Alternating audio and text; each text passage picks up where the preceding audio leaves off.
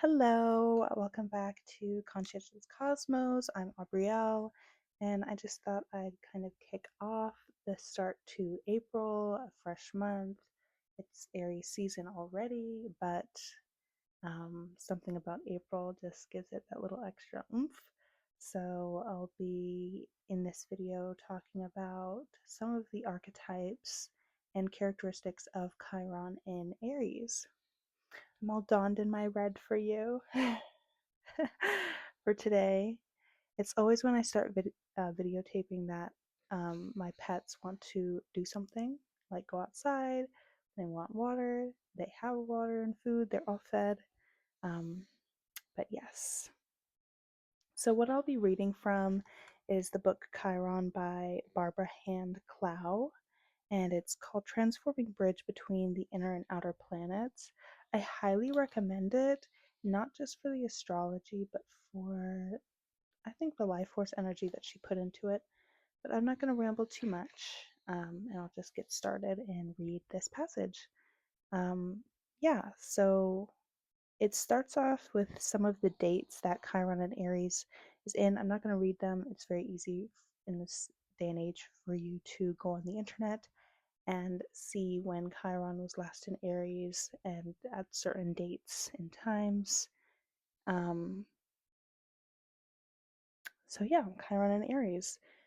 When Chiron is in Aries, the search for identity predominates. Who am I? Why am I here? What do they all want from me? That level of questioning becomes chirotic, or a life and death issue. And until there is a satisfactory answer, the native is restless. But an answer will come with time because Chiron's natural form as a warrior initiate is very attuned to Mars. When these natives were born during the last two most Chiron cycles, 1918, 1926, and 1968 to 1977, the atmosphere in general was very spirited and pioneering. The parents of this generation were living through the Roaring Twenties and the me generation of the 70s. These children will feel an urge to carry through the energies of their parents, and Chiron natally in Aries will offer them the means. My clients who have Chiron in Aries are all trailblazers. They are known as courageous people. This position causes quick action, breakthrough, Saturn barriers, and act idealistically with Uranus.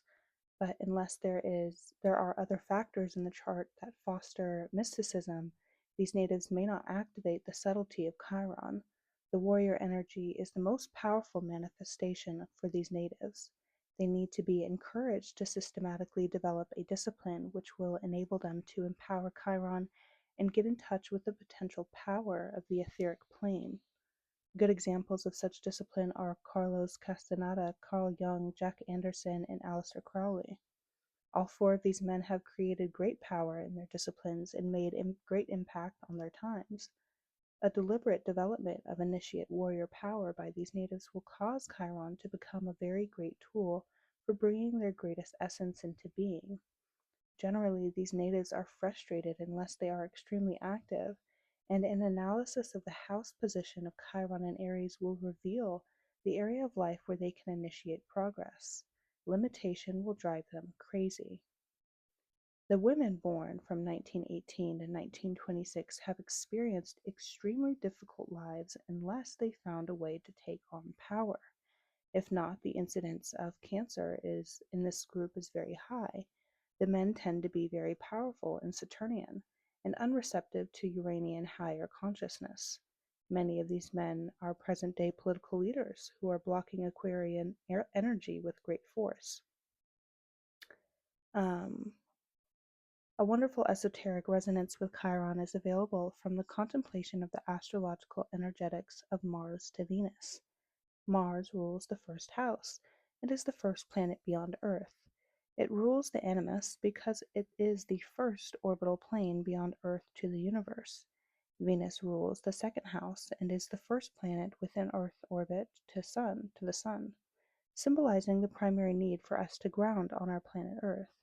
It rules the anima because it is the first orbital plane with Earth to our center, the sun. At the time of Chiron's sighting, November 1st, 1977, the human polarity dynamic Mars-Venus anima has intensified to an orgasmic level of Earth vibration to galactic resonance. This can be seen by the appearance of initiation, crystal, and body-mind healing therapies in 1977. The higher planes really have been grounding on Earth. Chiron transited out of Mars' vibration of Aries, the intense drive for self-identification within this larger cyclical time of alchemical resonance, and it moved into Venus's vibration of Taurus in 1977. This sighting signaled a coming age of receptivity toward a new level of willpower to balance Venus and Mars. The children born since November 1st, 1977 are free of the fear of chirotic energy, and they will teach the grandparents who were born from 1918 to 1926 to let go of their death wish. Last cycle before 1500 BC, Chiron was Mars dominated because it was the age of Aries. In this cycle, Chiron was born in Venus's vibration to energize material values of the Earth. Um, all of reality is in resonance, and we can again use divination to know our place and the cycle of the Earth. What I see is that Chiron was sighted when it was in Taurus to signal that the age of Aquarius will rebirth many of the temple and healing technologies that were used during the age of Taurus from 2200 to 4400 BC. And then that's it. I find it really interesting because I believe we're still in Chiron and Aries. So there's still this energy of what is mentioned here, a lot of drive, a lot of, um, higher powers that are male political leaders, the manosphere, as we call it. There was like a big documentary that was released on Netflix recently called The Manosphere, in this essence that, a lot of women still battling cancer, things like that, you name it. But it just, like I mentioned here, past November 1st, 1977, being free of the chirotic energy that typically people are free of the fear of chirotic energy, because chirotic energy is that healing energy, mind, body, and soul. What are you consuming that is creating like thought resonance patterns and energy around you and affecting the energy of people that you live with, your loved ones, your community. And I do notice more and more as time goes on, people are a lot less fearful of approaching what it takes to be healed, even if it's very hard.